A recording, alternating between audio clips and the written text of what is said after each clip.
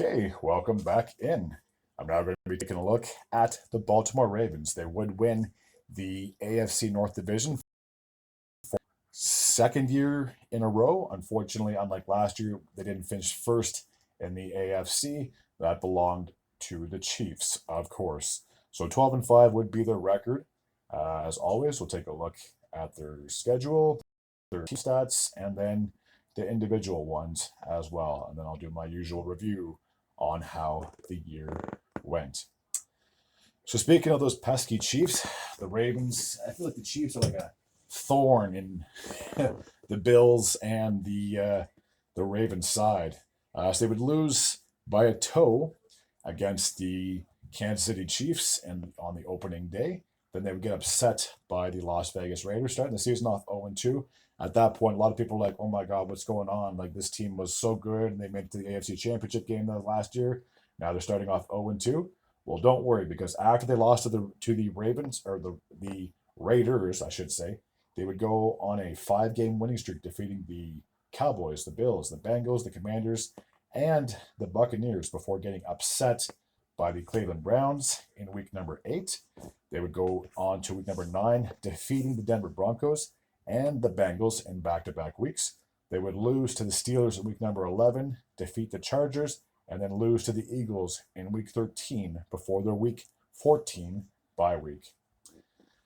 After their bye week, they went on a tear, winning their last 4 games of the season against the Giants, the Steelers, the Texans, and then they would get the revenge against the Browns, so finishing 12-5 on the year. And I'll be honest with you, it was looking a little bleak. The Steelers were looking like they were possibly they could possibly get the AFC North, but for Pittsburgh, I think they lost their last 2 or 3 games, if not 4 games of the season, taking them out of the AFC North talks. They would end up as the number 6 seed. The Ravens would finish as number 3 seed in the AFC. So because those teams finished 3rd and 6th respectively, they would play each other in the postseason. And you can see right there on the wild card game, they would defeat their division foes 28-14. And then, unfortunately for the Ravens, their season came to an end against the Bills in the divisional matchup. You can see on the bottom of the screen, 27-25. They did convert a late touchdown. Unfortunately, the 2-point conversion was not converted, so the Bills would get the ball back, and the season was pretty much over at that point for the Ravens.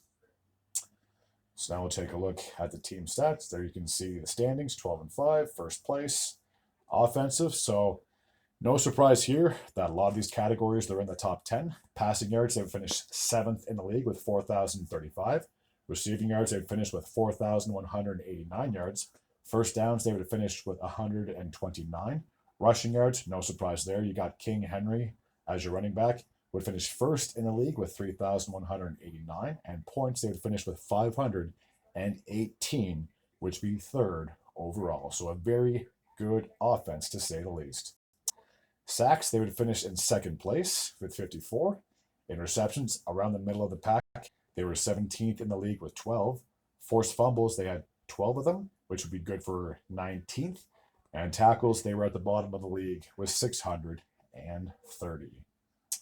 Special teams, field goals made. Now, this is a bit of a shocker considering Justin Tucker's normally money when it comes to that.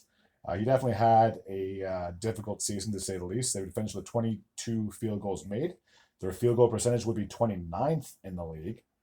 Extra points made, they made 60 of them. And extra point conversion, they were 12th with 96.8. So unfortunately, they would miss a few PATs.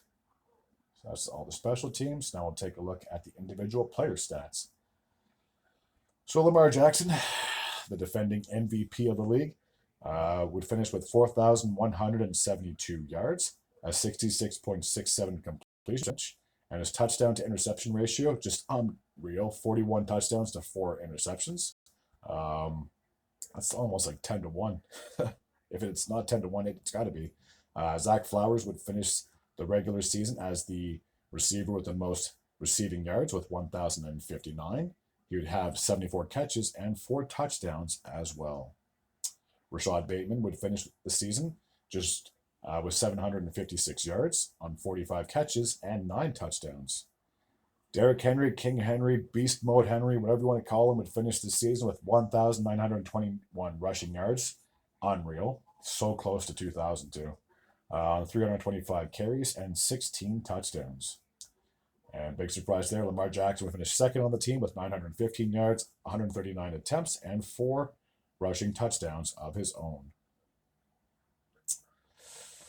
On defense, Kyle Van Noy, the outside linebacker, would finish with 25 tackles and 2 forced fumbles.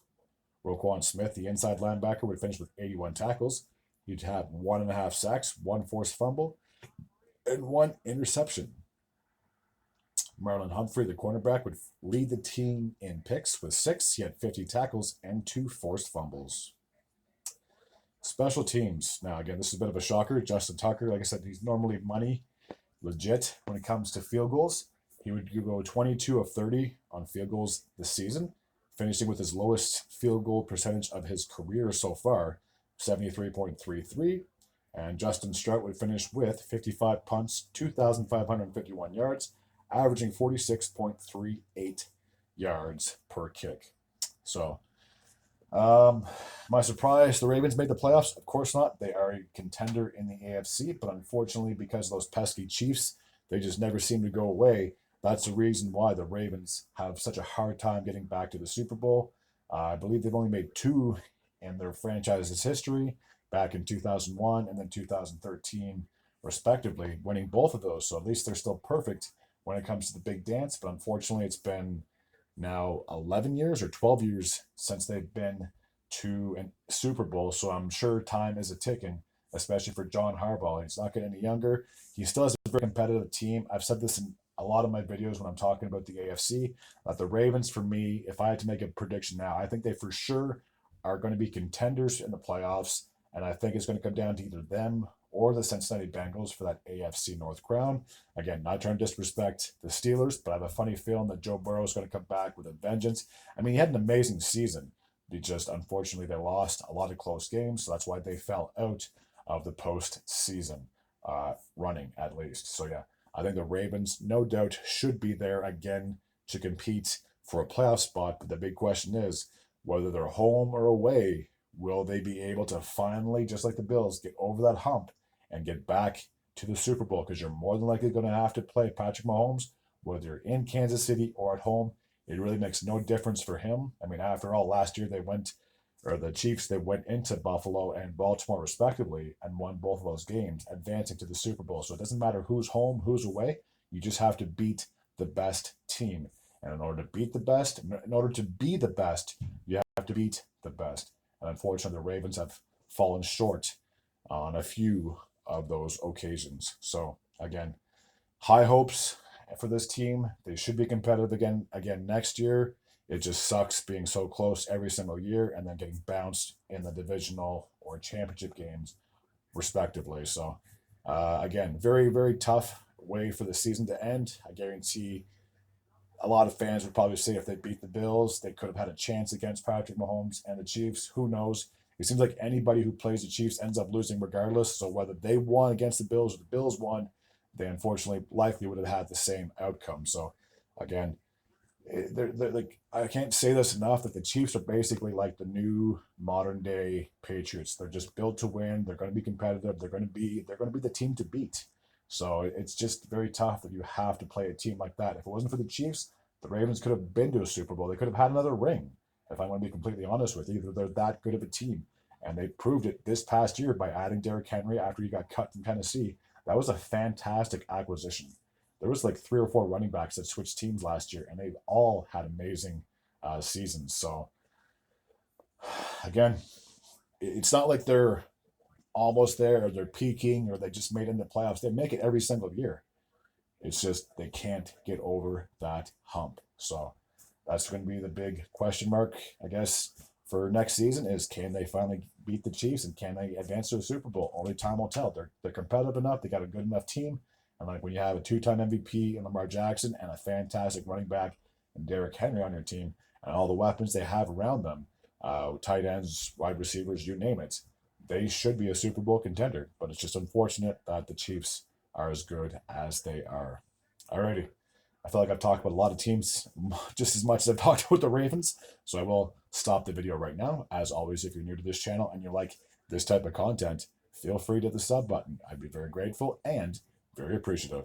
Until next time, and as always, take care.